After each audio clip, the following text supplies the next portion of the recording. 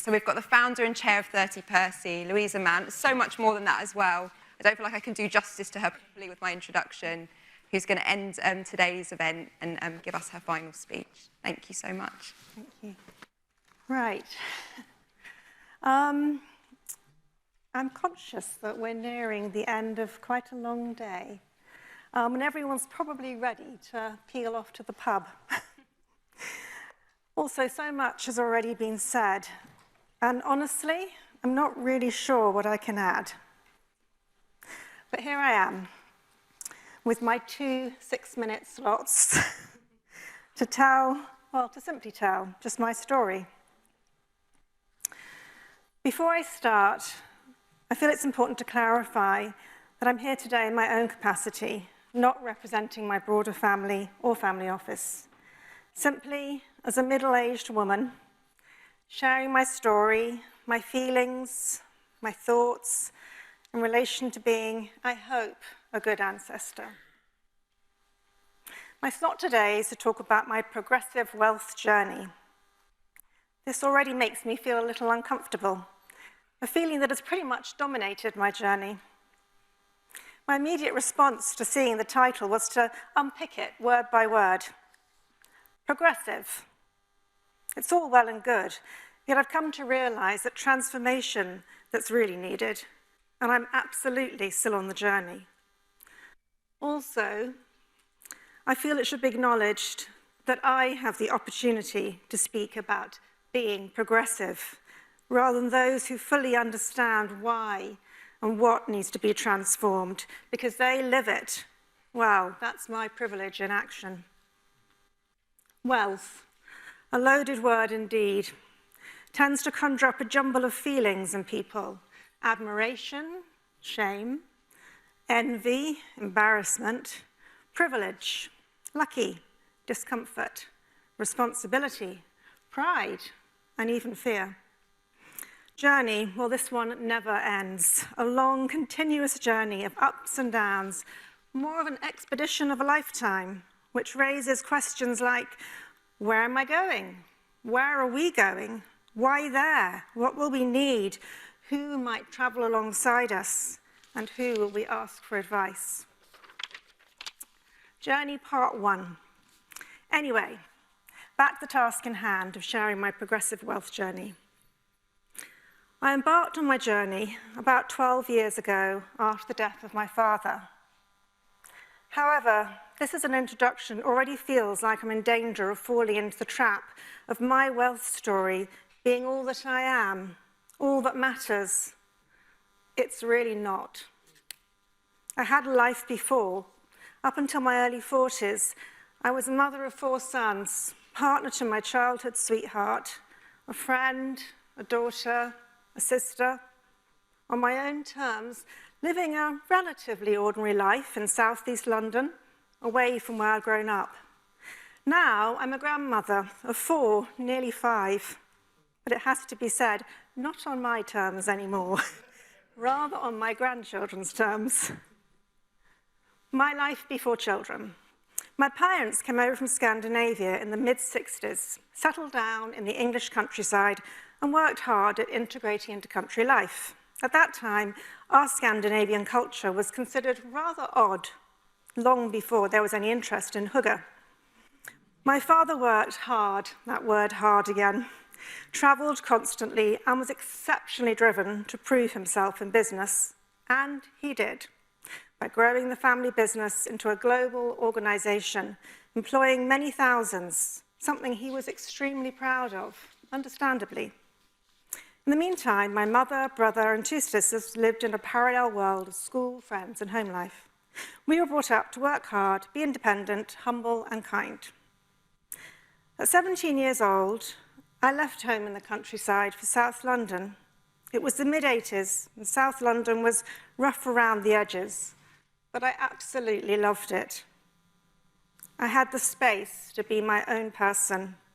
And looking back, I think I somehow instinctively recognized that it would be better for me to distance myself. The anonymity felt more comfortable, self-preservation perhaps. I had 25 years of being sort of off-grid, still seeing my extended family, who I loved dearly, but subconsciously and geographically keeping my connection to the growing wealth at arm's length. During this time, life and my siblings' lives were busy with young children, work, and just getting on. I wasn't involved in any way in my father's work.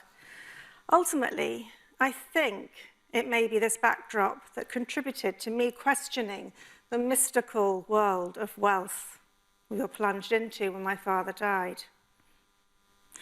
When our father died 12 years ago, everything changed. And Lauren, I'm thinking of you. I hope it's different for you. Using the journey analogy, my siblings and I were issued our virtual rucksacks with useless tools, outdated maps, an unclear idea of our destination. It was a journey none of us independently chose to take with a group of people, mostly men, that we didn't really know, and who knew us as the children. We were all very much not children at this stage. We began our journey traveling through territory that felt like another world, with its own language, written and unwritten, written rules. This all happened just a few weeks after my father died. I had no experience in my father's world or investing, and I'd also never worked with my siblings. I'd also been used to being self-employed as a mother, making my own decisions, my own choices for our growing family. To say it was a sharp learning curve is an understatement. And probably, inevitably, it led to mixed results, good, bad, and everything in between. I loved my siblings, but I didn't love what our joint expedition was doing to our relationships, both with each other and those closest to us. It certainly wasn't all bad. We had fun too. But critically, what we didn't have was space to really pause, to feel, to think, to ask the question, is this who we are? Is this what matters most? I was consumed with responsibility, doing the right thing, being a good custodian. The first few years, I doubted my legitimacy. What did I know about this serious, mysterious world of wealth and power? The narrative I felt soaked in was protect and grow the legacy, the wealth, to last for as long as possible.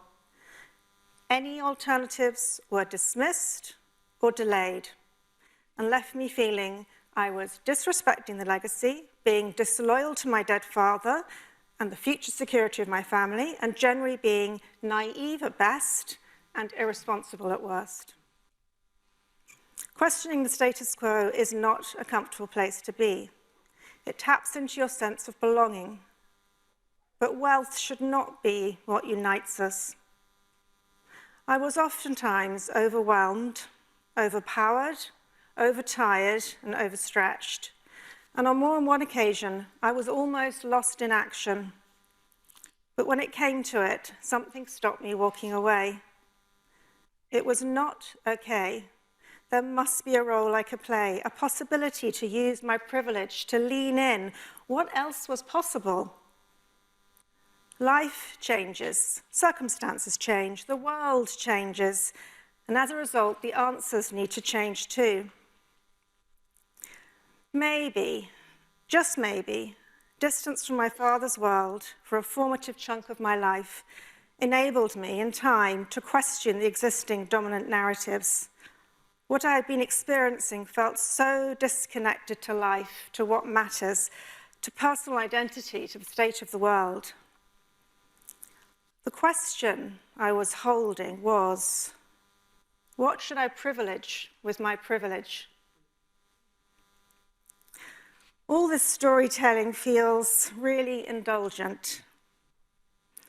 But I will continue because I believe sharing our stories helps us connect and build new narratives. Openness opens. This is not intended to be a sob story. Rather, I hope it's an insight story.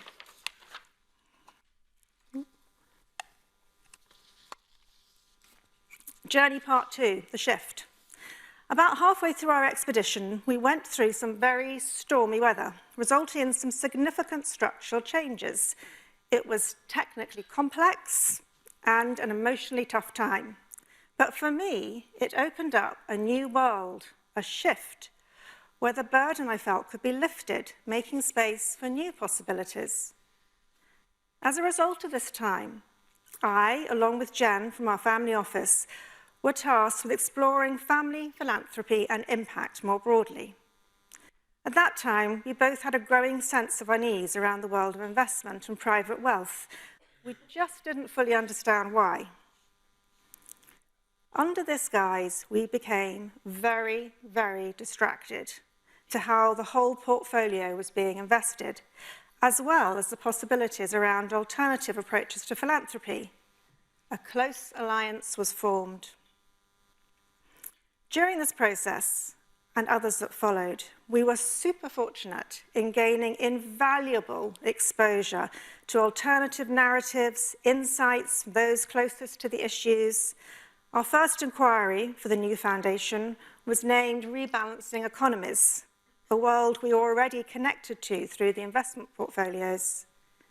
It was a great starting point and, importantly, a stark revealing of the inequitable and undemocratic drivers of the system we operated in. We were completely hooked. We met an amazing group of people. Some became our allies, our friends, our tribe. This leaning in, learning and unlearning gave me and gives me hope. Some narratives were difficult to hear from a position of implicit complicity in the status quo. But the wisdom, evidence, and humility that these alternatives are born from was exciting and deeply humbling. It felt real at last. These individuals, communities, and organizations are out there. Some we've heard from today. All you need to do is open your mind. As the years have passed, all I know is that we need to keep moving, keep pushing for change, bring as many along as you can. We've built a family office that is progressive in the world of family offices and a foundation that is pushing for transformative action. But still, we need to go faster. We need to widen the circle of understanding and acceptance for change. What has this taught me about the landscape of wealth and power? Family and dynastic wealth are poorly suited partners. The wealth is often protected at all costs, sometimes at the cost of family relations and well-being, and sadly, at the cost of democratic, flourishing society and a stable environment. History tells us this, yet we continue to be pickled in the loaded language of custodianship, stewardship, legacy. Why, as my 4-year-old granddaughter would say. Family in place, not dynastic wealth, is identity, is belonging, past, present, and future. It is this that should be nurtured and protected. This is what we teach our children, our grandchildren, and the principle of treating others as you would want to be treated.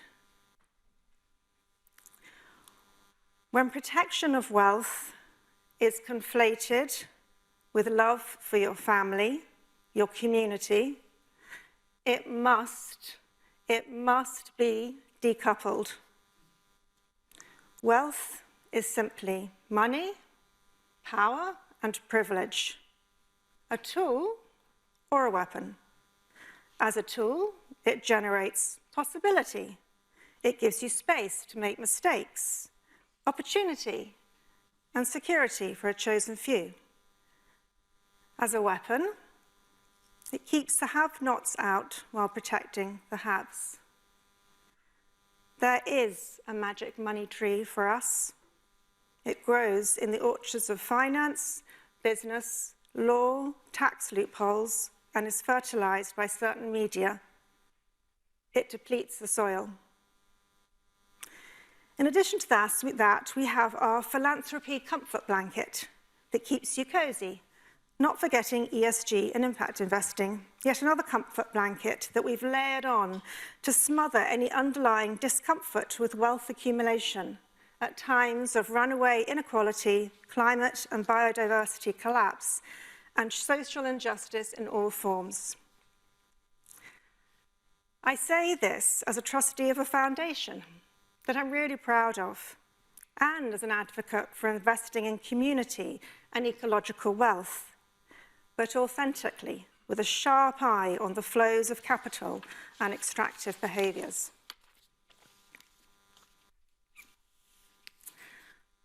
There are good people operating in these outdated systems that assume minimizing tax and indefinite accumulation of wealth are primary drivers. These systems are maintained by keeping the myth of dynastic wealth as an enabler of innovation and stability, rather than looking at the evidence all around us. We need to be honest about what the current system preserves. It is not fit for the future. It is not relevant to the future. Of course, we all have contradictions, conflicts, hypocrisies. That's almost unavoidable. We are all complicit in this now, either actively or passively. Yet, let's not use this as an excuse for inaction. It can feel messy. Change is really messy. Let's work through this messiness together. With the undercurrent of increasing uncertainty, we need more than ever to connect and build, not to disconnect, divide and hoard. Interdependence should be a starting point, not an afterthought. My dream or my wish list. A reimagining and reframing of what responsibility feels and looks like as a custodian. Imagine truly regenerative relations being forged that enable connection to ourselves, to each other, our society and world. Imagine we could be signposted to broader, deeper education and really expand our minds. Imagine there were no limitations to change. Transformation is only fictitious if you allow it to be. Imagine a new language, so clearly needed, as we heard from Kirsty's research. Imagine safe places where we're able to feel, think, and speak freely, where alternative approaches were embraced, supported, and actioned. Imagine the wealth management advisory community being reimagined. And amazingly, I think it is, from what I heard from Jake today. And finally, I'm sure this all sounds really abstract. I could easily be accused of raising more questions than answers. But these are questions that need to be surfaced and not shut down. There are possibilities that desperately need to be explored. We need a new rucksack, new maps, new tools for a new destination. We've heard from so many who are already positively disrupting. We can learn from each other, build on and support this growing community. Change may take many forms. We need them all. Redistribution, paying more tax, coming on shore, spending out of philanthropic endowment, investments into society and environments. Oh, sorry, I've got a very dry throat. Idealistic. I, for one, have ultimately lost belief in anything else. What is wrong with a vision being ideal? Why would we strive for anything less? I think of all of us here being in service to society, to this world we call home. We are all ancestors and custodians of what has been, what is now, and what's to come. This is what connects us. I really believe the advisory community can repurpose their collective intelligence, access to influence, to direct and support these alternatives. Imagine, just imagine what could be possible. This is really exciting. And it all starts with creating the space and the conditions to feel, to really feel. Thank you for indulging me and for listening.